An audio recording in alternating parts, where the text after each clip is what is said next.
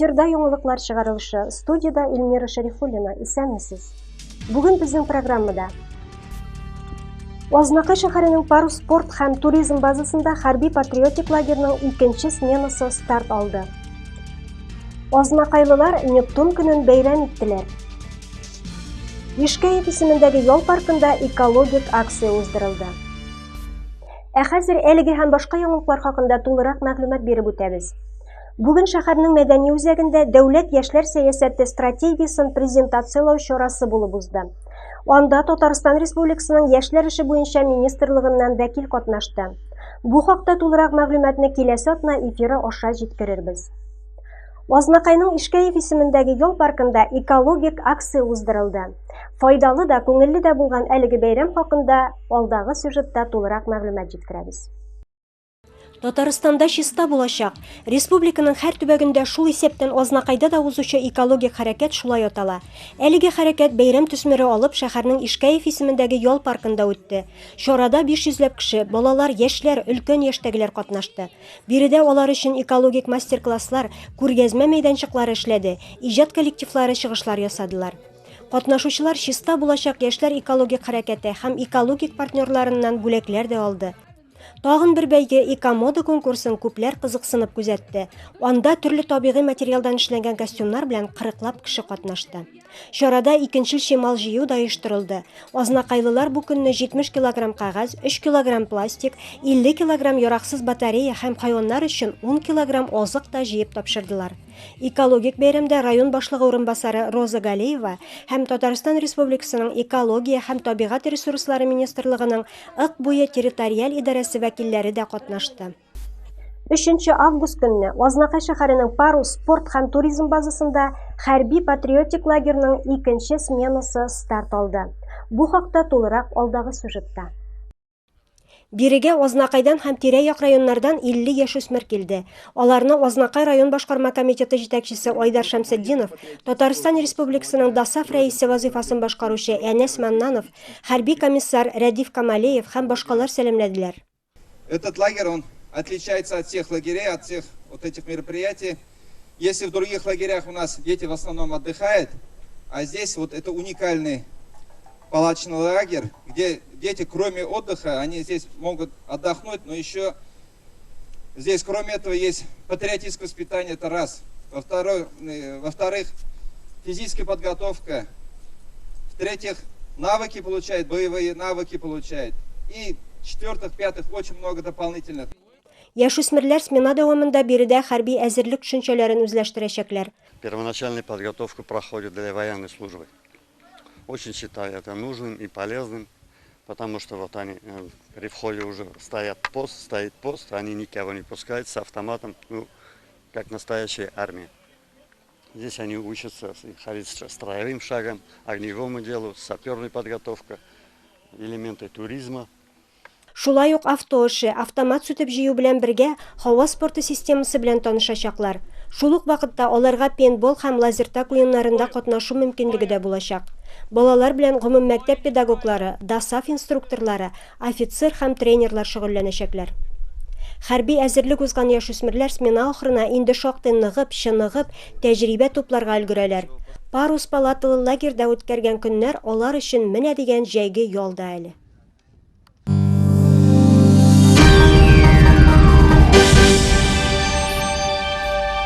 Дәвам итәбез.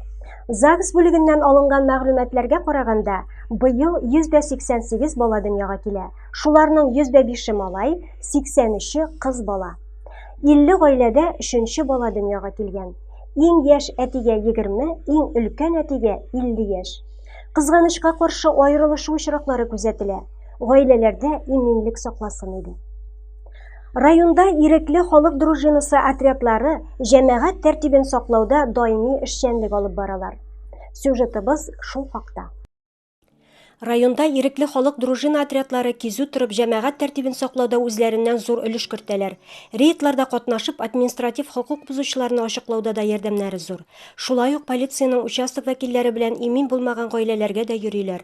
Төрле чараларда җәмәгать тәртибен саклауга да, куркынычсызлыкны тәэмин итүгә дә ирекле халык дружиналары отрядлары җәлеп ителә. Әйтергә кирәк, район тормышының тынычлыгында алар хезмәте мөһим урын алып тора. На сегодняшний день отделом МВД России по Азнакайскому району проводятся две операции. Это у нас операция по плану «Курорт» и по плану «Улица». Данные операции проводятся для пресечения административных правонарушений и преступлений в местах массового скопления граждан. Данные рейдовые мероприятия проводятся совместно с сотрудниками Форпост, ЧОП, ДНД. В основном работаем по профилактике правонарушений на улицах.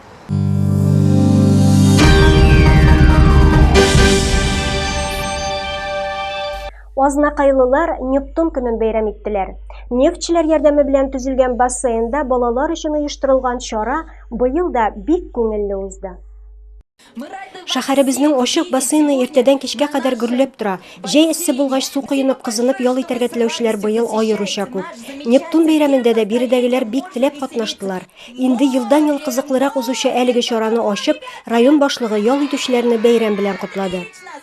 От имени всех руководителей нашего города, района, я приветствую вас на нашей Азнакаевской земле. Вот такое прекрасное лето в этом году, прекрасная погода, прекрасный бассейн. Вам нравится, да? Давайте вот вместе поблагодарим руководство Татнефти за такой прекрасный подарок. Огромные слова благодарности руководителю, генеральному директору Маганову Наилю Фатовичу. Большое спасибо! Это самое любимое место не только азнакаевцев, но, наверное, всех жителей Юго-Востока, именно этого региона. Поэтому на самом деле огромное спасибо нашим нефтяникам за такой прекрасный подарок. И дети радуются, самое главное, каникулы продолжаются. В августе еще будут хорошие дни, хорошая погода, поэтому приезжайте, отдыхайте, набирайтесь сил. Побольше позитива, побольше улыбок. Ура! С праздником! Бәйрәм белән! Нептун көне төрле күңел ачыш программаларына бай булды. Мәдәният үзәге коллективы үткәргән уеннар да, чыгышлар да мавыктыргыч төстә барды. Бәйрәм белән, ә менә бассейнда ял итүчеләргә биредәге чисталыкны, тәртип һәм уңайлыкларны сакларга кирәклеген дә искәртәсе килә. Соңгы вакытта кызу һава торышына бәйле рәвештә Татарстан Республикасының министрлар кабинеты югары класслы янгын куркынычы туу сәбәпле кайбер чикләүләр кертү турында карар кабул итте. 2 августтан алып 21 көн дәвамында урманнарга бару, транспорт белән керү тыела. Әгәр сез урманда яки аның янәшәсендә янгын очракларына тап буласыз икән, бу хакта кичекмәстән экраннарда күрсәтелгән номерлар аша хәбәр итүегез сорала. Районның Сукаеш авылы янында күл буенда физик мөмкинлекләре чикле гражданнар өчен бик матур бәйрәм уздырылды. Республиканың Яшьләр эшләре министрлыгы оештырган грантта җиңү яулау мондый чаралар уздыру өчен зур мөмкинлекләр бирә. Балык кап яр өстендә ялтырап ят дияргә ярата балыкчылар. Сукаеш авылы күле янында узган балыкчылар бәйрәмендә катнашучылар да шулай дия ярыштылар. Бәйрәмгә килсәк, ул районның физик мөмкинлекләре чикле булган яшүсмерләр һәм яшьләр өчен махсус оештырылды. Без бергә дигән әлеге чарада узган ел 20 яшь балыкчы катнашса, быел аның саны 31-гә җитте. Араларында инде шактый тәҗрибә туплаганнары да бар. Балалар белән бергә әти-әниләре дә ял итәргә килде. Кемдер кызыксынып кармагында балык җирткәнен көтсә, икенчеләре уеннар белән мавыкты. Шул ук вакытта кайнар учакта уха пеште. Соңыннан балыкчыларга дипломнар тапшырылды. Табигать кочагында узган чарадан һәркем канәгать калды. Бу сезгә җиткерәсез соңгы яңалык иде. Шуның белән тапшыруыбыз тәмам. Игътибарыгыз өчен рәхмәт.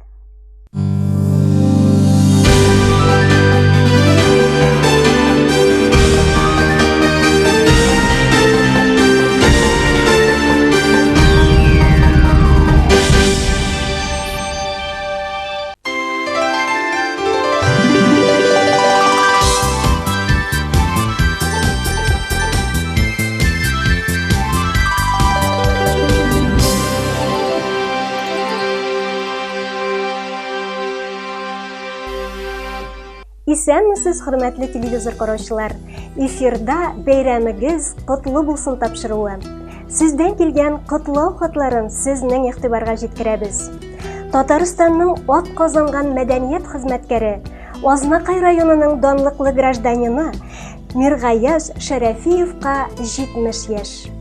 Азнакай районы Курай-Елга авылында туып үсеп, бүгенге көндә Азнакай шәһәрендә гомер кичерүче иң кадерле якын кешебез, тормыш иптәшем, әтиебез, бабабыз Шәрәфиев Миргаяз Миргарифан улына 5 август көнне 70 яшь тулды. Әтиебез кечкенәдән үк җырга, моңга гашыйк кеше. Аллаһы Тәгаләдән бирелгән көчле, моңлы тавышы белән күпләрне әсир иткән танылган җырчы да ул. Әниебез Венераның яраткан тормыш юлдашы, пар канаты да. Безнең яклаучыбыз, саклаучыбыз, киңәшчебез дә ул. Гомерен культура өлкәсенә хезмәт итүгә багышлаган әтиебез әле һаман да яшь, һаман да күркәм, һаман да җырлый ул. Шушындый зур һәм якты бәйрәме белән котлап, без аңа ихлас теләкләребезне юллыйбыз. Кадерлебез, сиңа булган рәхмәтләребезне, күңелдәге теләкләрне сүз белән генә әйтеп бетерергә мөмкин түгел. Алар иксез-чиксез. Барлык яхшылыкларың өчен зур рәхмәт сиңа. Уй теләкләрең киң, туар таңнарың тыныч, саулыгың ныклы, гомерең бәхетле булсын. Уңышларның иң зурысын, гомернең иң озынын, киләчәкнең иң матурын бүген без сиңа бүләк итәбез. Шушы мизгелләрдә барлык уй-хыялларыңның чынга ашуын телибез. Кабул итсен безнең ихлас теләкләрне. Сәламәт бул, рухың һәр чак нык булсын. Шатландырып, җилкендереп йөрәкләрне, күңелеңдә бәхет хисе ташып торсын. Иң изге теләкләр белән тормыш иптәшең Венера, кызың Регина, улың Равиль, киявең Наир, киленең Алия, оныкларың Эльвина, Әмирхан һәм Әмирә котлады.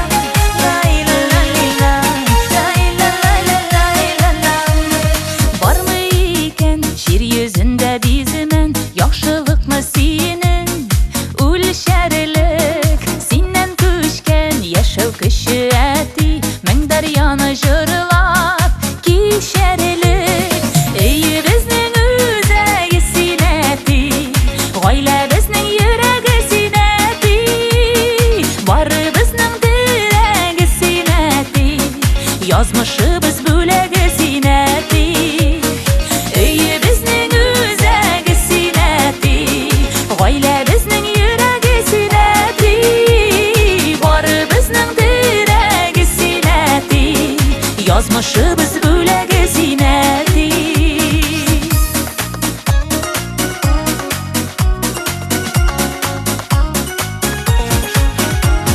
Гомер үзәнендә синең эзләр, дәшәбезне улы юлларга, чәчләремә кырау төшкән диеп, үпкәләмә әле юлларга.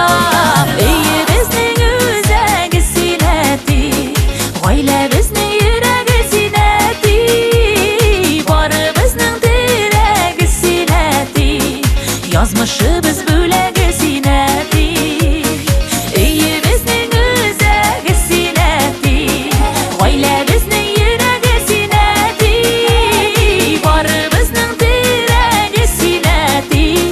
Язмышыбыз бүләге зинәти.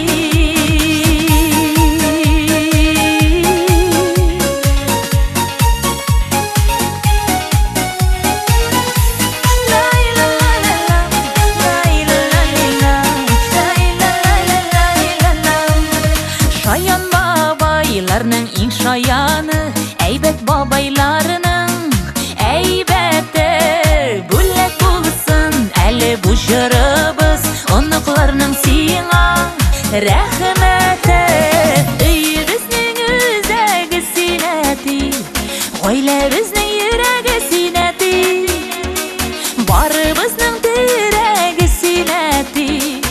Yazmışыбыз бүләге синәти.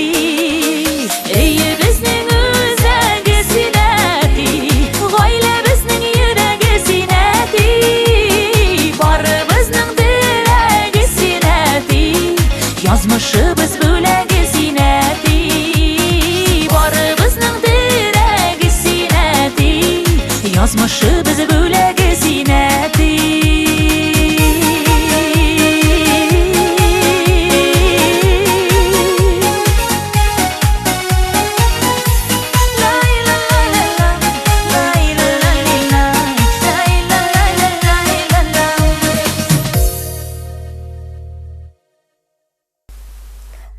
Тапшыруыбызны алга таба дәвам итеп, рәхмәт хаты укыйбыз. Шәфкать ияләре, әлеге сүзне әйтүгә күз алдына фәрештәдәй ак халатлы табиблар, медицина хезмәткәрләре күз алдына килә. Әлеге сүзнең никадәр тирән мәгънәле булуын үзең авырып киткәч бигрәк тә аңлыйсың. Коронавирус зәхмәте дә күпләргә кагылды. Авыр, мәкерле чир.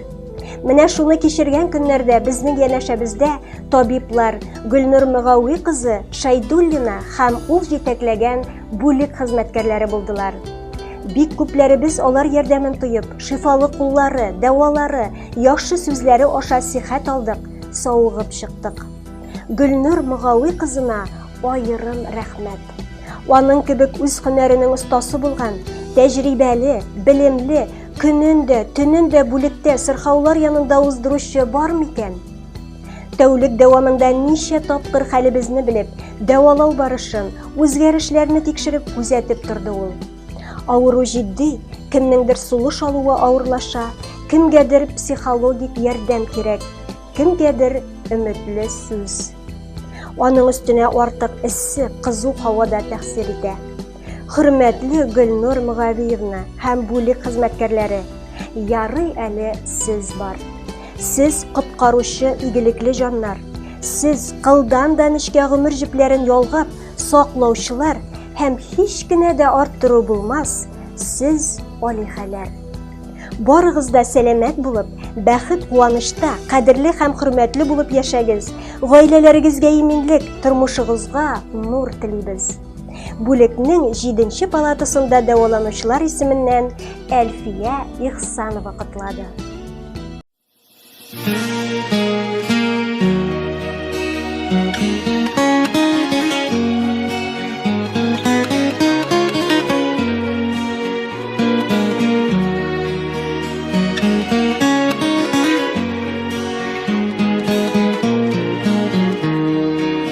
Ак чәчәкләр, аппак язлар микән, ак өметләр микән күзләрдә.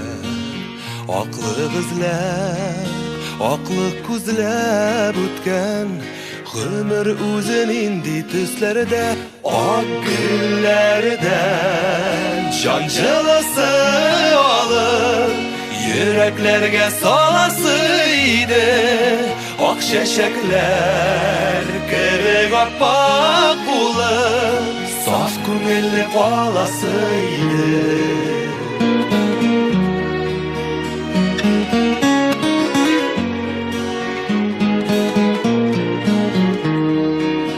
Яшәү дигән татлы сүзгә сыйган, сер ачкычы кайда кем белә. Таң күзеннән гүя безнең гомер шык тамчысы булып төгелә. Ак гөлләрдән җан җылысы алып, йөрәкләргә саласы иде. Ак чәчәкләр кебек аппак булып, саф күңелле каласы иде.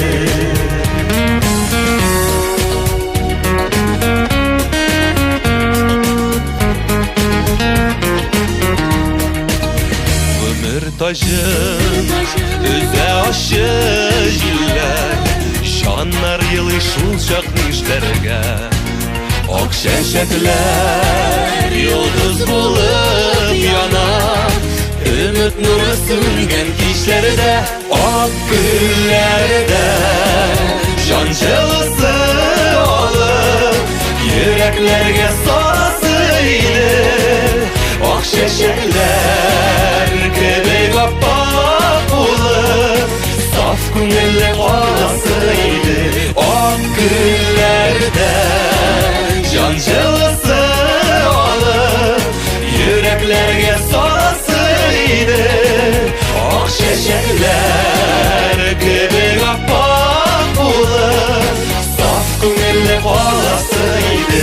Ak şeşekler kebek appak olup saf günelle olasıydı. Saf günelle olasıydı.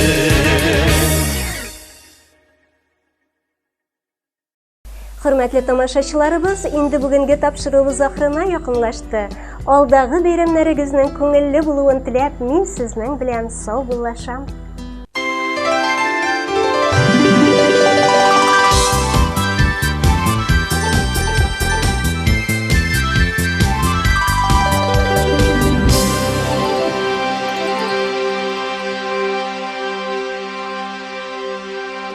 Новый смарт-кроссовер Cherry Tiggo 4. Готовый показать свое превосходство. Стиль, технологичный, первый. Прикоснитесь к будущему уже сегодня. Открывая новые грани характера за рулем Cherry Tiggo 4. Запишитесь на тест-драйв у официального дилера Диалог Авто в городе Азнакаево. Шейхутдинова, 12Б, телефон 99 006. Любые ремонтно-отделочные работы в квартире, в доме, офисе 24 часа в сутки. Телефон 8 939 300 92 67. Колор. Еще больше торговых площадей и, как следствие, больше строительно-ремонтных инструментов и расходных материалов к ним, электротехнических изделий и сварочных аппаратов, сухих смесей, цемента, фанеры, утеплителя. Компания Color. От и до в решении ваших строительно-отделочных вопросов. Наш телефон 7 70 80. Дорогие мамы и папы, вы находитесь в трепетном ожидании малыша или уже являетесь счастливым родителем? Малыш Плюс готов решить многие вопросы, связанные с этими приятными событиями. Достойный ассортимент колясок, кроваток, а также манежи, качели, стол-стульчики, автокресла, санки, велосипеды, комплекты в кроватке и на выписку, одежда для детей с рождения и старше, обувь, игрушки, электромобили, детское питание, косметика, подгузники и многое другое вряд ли останутся без вашего решения приобрести все необходимое в одном месте. Малыш Плюс. Все от А до Я для вашего малыша. Азнакаево, Ленина, 27, телефон 9 56 42. Ежедневные рейсы в Альметьевск от пассажирского агентства «Мандарин», генерального транспортного партнера ТНТ Азнакаево. Отправление из Азнакаево в 6, в 6:30, 7, 8, 9, 10, 11, 13, 14, 15, 16, 17 и 18:00. Из Альметьевска в 7:30, 8, 9, 10, 11, 12, 13, 14, 15, 16, 17, 18, 19 и 19:30. Остановки: онкологическая больница, ТЦ «Панорама», ДКНФЧ, драмтеатр, главпочтамт, медсанчасть, Макдональдс, Огни, Тихоновка, Мактама. Развозим по городу и осуществляем курьерскую доставку.